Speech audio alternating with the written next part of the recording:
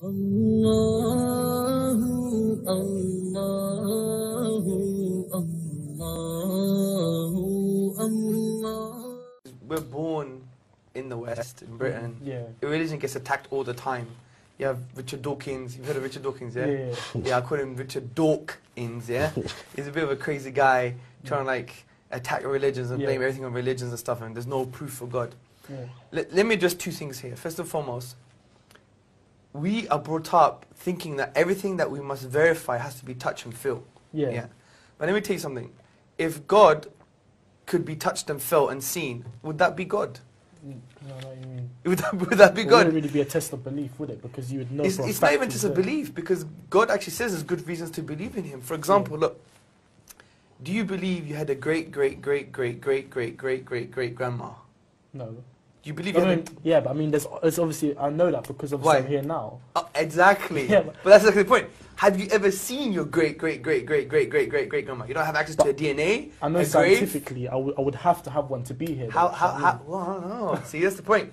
Using the terminology here, scientifically, you have no clue.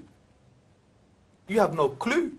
Scientifically, you're just dumb on this position. Or we're dumb on this position, because what does science say? Science say we can only verify the physical world and things that we can touch and feel.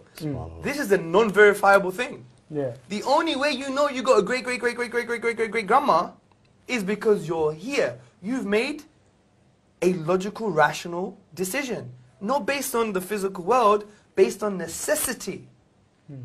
If it's necessary your great grandmother existed in order for you to be here. You can't see her, but if someone says she never existed, you say, get lost, man, you're crazy. Do you see my point? Yeah. So the point is, we don't need physical evidence all the time to come to conclusions. Exactly the same thing with God. As you said, cause and effect, creator and created.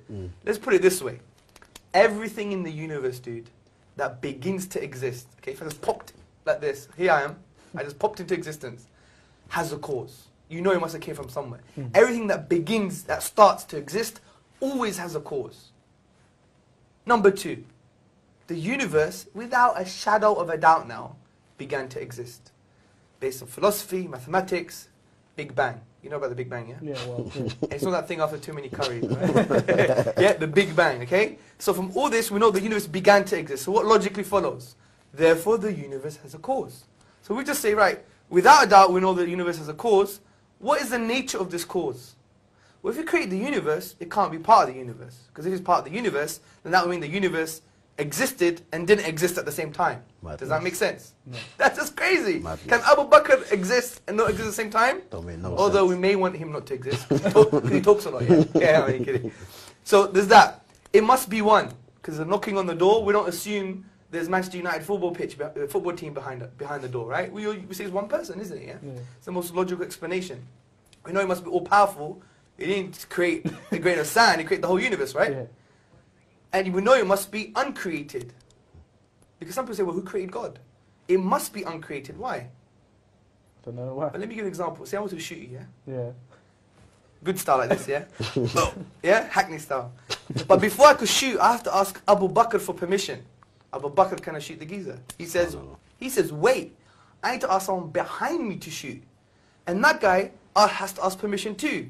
If that goes on forever, could I shoot you?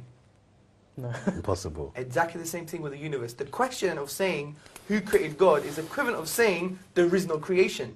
Because you need a final point. Because if it went on forever, we would never have creation in the first place. So look what we've just done, just very simply. We've said there's a cause for the universe. It must be one, powerful, and uncreated. This is exactly what the Quran says. قُلْ هُوَ اللَّهُ أَحَدٌ اللَّهُ الصَّمَدُ لَمْ يَلِدْ وَلَمْ يُولَدْ وَلَمْ يَكُنْ لَهُ كُفُوًا أَحَدٌ. Say God is one, unique, eternal, self-sufficient. He begets not, nor was he begotten. He's uncreated. And there is nothing like him. He's immaterial. He's outside of the universe. Yeah. So just using our aql in Islam is our intellect. Reflection, as the Quran always tells us to reflect. He uses the word يَتَفَكَّرُونَ, for those who reflect. Because the Quran is for reflecting human beings.